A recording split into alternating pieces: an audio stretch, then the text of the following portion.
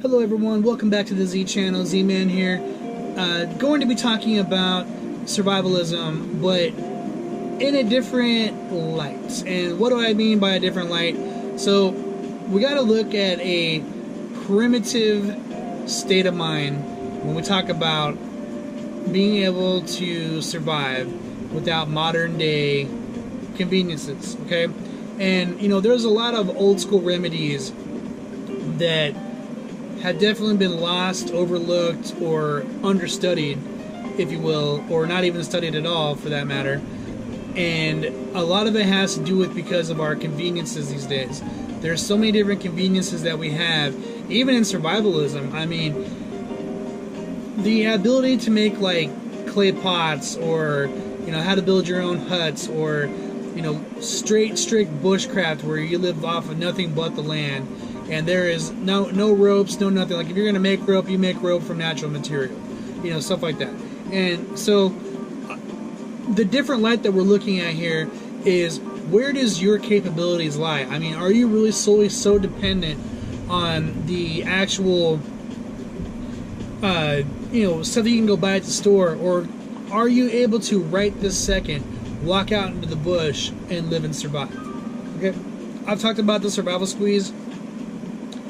And in that case, this would be like the ultimate survival, to not even have a multi-tool. Like, you got to make your own knife. Like, do you know how to make a knife out of a rock? Do you know how to sharpen things? Can you manipulate natural material to work for you? Do you know how to weave baskets? Do you know how to find the right plants? Do you know what kind of foods are edible or not edible? There's a lot of things that you can eat that'll make you blind, that'll kill you, paralyze you, etc. And so I think a lot of study and a lot of effort needs to be put into people recognizing that there's a whole different avenue that we got to take as a society to really look at survivalism from a different aspect. Okay, like we've talked about minimalism slightly here and there, but to be a true minimalist means you really do without modern world stuff. Okay, you don't really have to be a minimalist and go without. Okay, that's the underlying difference of the concept of being a minimalist, is just because you don't need a lot doesn't mean you're not going to use a lot. Does that make sense? So if all you need is one knife and nothing else, and you can go out and survive, that's what I'm talking about, or not even a knife. If you know how to make your own knife, that's a whole different story, do you know how to flint knap? Can you make a knife out of a rock, basically? And all those kind of primitive skills, they've been overlooked and lost. Like, my stepdad, when I was growing up, would take me and my brother and my mom out, and we would go arrowhead hunting. And I freaking hated it. Oh my god, I hated every aspect of it. But after a certain time, I started getting into it, especially after I found my first arrowhead. And we had gone out dozens and dozens of times, and I think it was mostly I was just so annoyed that I had to be out there.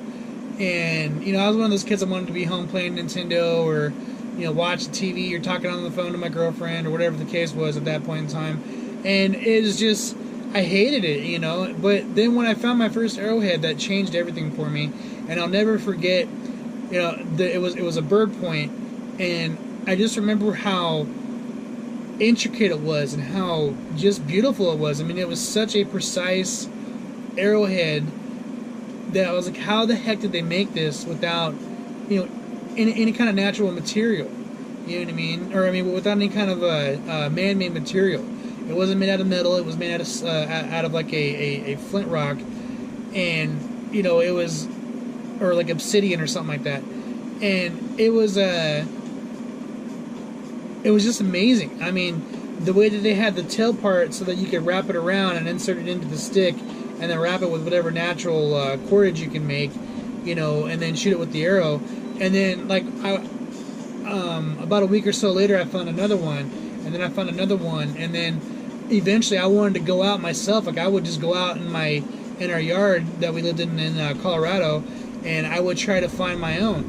you know. And so that was really cool that I got to experience that stuff. And so something I never got to really, you know, thank my stepdad for was opening my eyes to the primitive side of survivalism. Even though that wasn't his like necessary intent, he just liked to be out in the woods, you know. And in Colorado, where we lived at the time, you know, there was plenty of places to go hiking and, you know, fishing and hunting and trapping and all that stuff. And so his type of hunting was arrowhead hunting.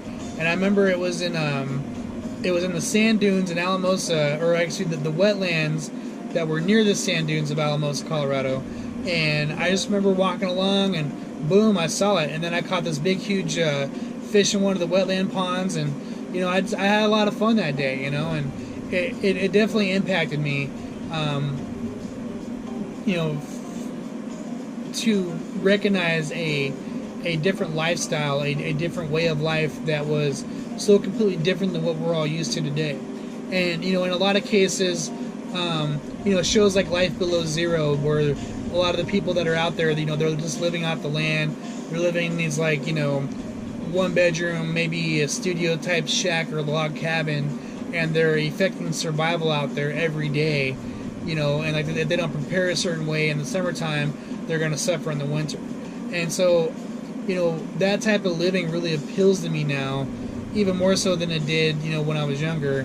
And now that I'm getting older, I can really appreciate the difference of, you know, the tools and the skills and the knowledge of woodworking, of living off the land, of, you know, primitive style hunting, fishing, and trapping, and just really seriously being one with nature in a way that I've never been before.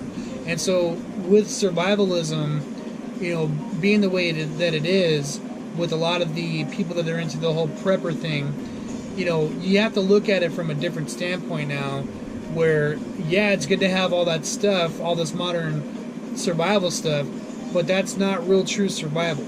Our ancestors did it the best when they were just living off of the natural environment, when they were using the natural skills and things that were passed down to them, you know. And so I think it's really important that all of us, you know, myself included, start training heavily on these primitive things. Like, for example, you know, I've gotten into archery, I've gotten into spear throwing, knife throwing, you know, I've gotten into woodworking, I've gotten into sewing, tanning hides and things like that, and, you know, basic hunting, trapping, and fishing, and using different methods that are not as modern, or not even modern at all, to make these things work for me, and so that way I can have those skills for later on. You know, obviously most of these are probably perishable skills, and if you don't practice them, you'll lose them. But a lot of this stuff, you can literally do it one time, practice it 1 or 2 times, and it's going to be with you for the rest of your life, you know. I don't know how you people are about reading your books, but when I read books about survival, or, you know, espionage tactics, counter-surveillance, marksmanship, hunting, fishing, trapping, backpacking, hiking, sailing, you know, being a pilot, whatever the case is, I absorb, you know, things in a way that I remember it, and I'll be able to, like, reference it and go back to it later on and be like, oh man, I remember reading this, and then bam, and just put it to use. And so for me, that's really huge to be able to do that, you know, especially when you're out in the bush. I mean, if you're out in the bush and things go down and you don't have your handy-dandy survival book or your modern-day survival gear, what are you going to do? You know, you're going to have to get down to brass tacks. And so I think going from survivalism from a different light standpoint, and understanding of, you know, we're all at the mercy of what we know or don't know. So, you know, take that for what it is.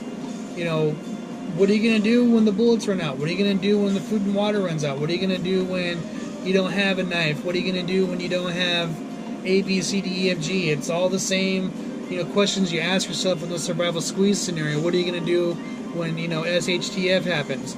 Well, you got to have a plan. You got to be ready. And so learning and reading and absorbing information and watching different people's YouTube channels and other DVDs on survival and all that stuff. Take all of it in, absorb it like a sponge, and be ready to make it work for you, because you never know when that day is going to come where you're going to have to be, tested on what you can or can't do. And for most of us, we don't want to be in that situation where you find out what you can't do. You want to know what you can do and be able to prove it out there. Because if you can't do something, it could be a matter of life or death. Not just for yourself, but for your loved ones, things like that. And so, it's very vital, especially in this day and age, that you take that step back and just recognize primitive survival skills are no laughing matter. It's probably more important than any kind of prep that you can do if you're into this kind of stuff, if you have that kind of mindset, And so, in putting it all together, the video that I made, I believe it was a few days ago, this is part of that aspect. You have to include this in there. You have to include the primitive knowledge and understanding of how to deal with all kinds of different situations. I mean, learning life hacks versus learning old remedies, you want to combine it all. You know what I mean? Make it a hybrid. Become a hybrid survivalist. Okay, that's like the best way to put it.